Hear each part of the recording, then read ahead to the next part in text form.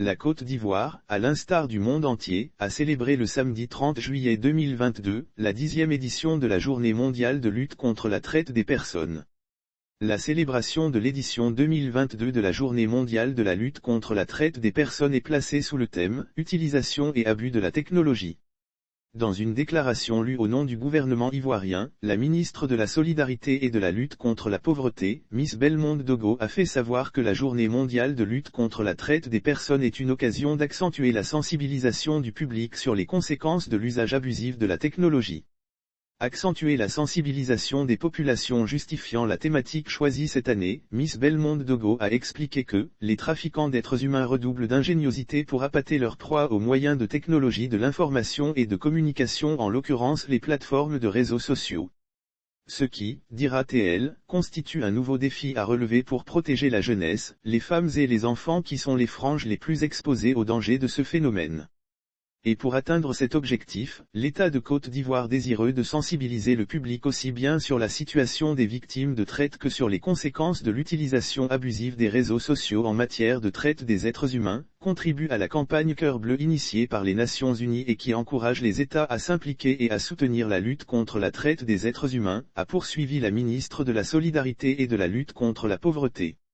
La jeunesse, les femmes et les enfants sont les franges les plus exposées aux dangers des réseaux sociaux. Miss Bellemonde Dogo a appelé tous les ministères techniques, les partenaires techniques et financiers, les ONGs, les organisations de la société civile, les leaders de jeunesse et toutes les bonnes volontés à s'impliquer dans la lutte contre cette nouvelle forme de traite d'êtres humains. Nous ne devons négliger aucun moyen permettant d'atteindre ce but. Unissons donc nos forces pour une action concertée d'envergure afin d'ouvrir des perspectives nouvelles dépourvues de toute forme de traite pour une Côte d'Ivoire solidaire, a lancé Miss Bellemonde Dogo. Lire aussi Côte d'Ivoire-Cameroun, incompréhension sur les réseaux sociaux, Didier Drogeba et Samuel Eto'o appelés au secours. Dans sa déclaration, la ministre de la Solidarité et de la lutte contre la pauvreté est revenue sur les causes du phénomène de la traite des personnes. La Covid-19 a de plus révélé et exacerbé un bon nombre d'inégalités dans le monde.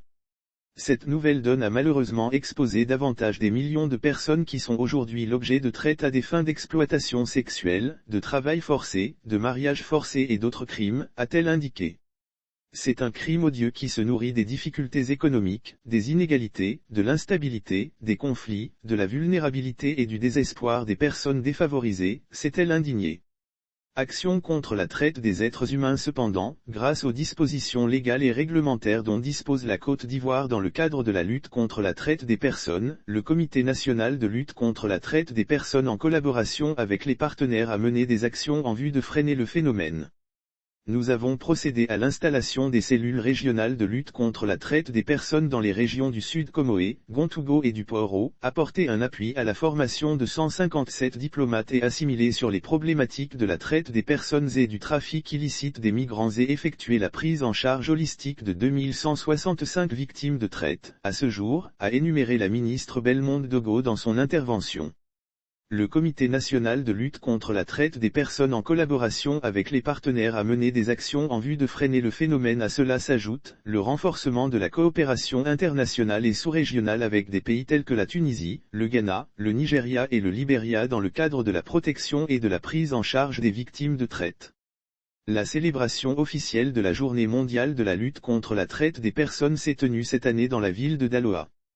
Lire aussi réseaux sociaux, Donald Trump prend de nouvelles mesures à l'encontre de Facebook et de Twitter. Le choix de cette localité se justifie par son statut de ville de départ pour la migration clandestine. En prélude à la célébration officielle, une série d'activités s'est tenue à l'effet de sensibiliser l'opinion sur les dangers de la migration clandestine, la traite des personnes et l'informer des voies de recours disponibles.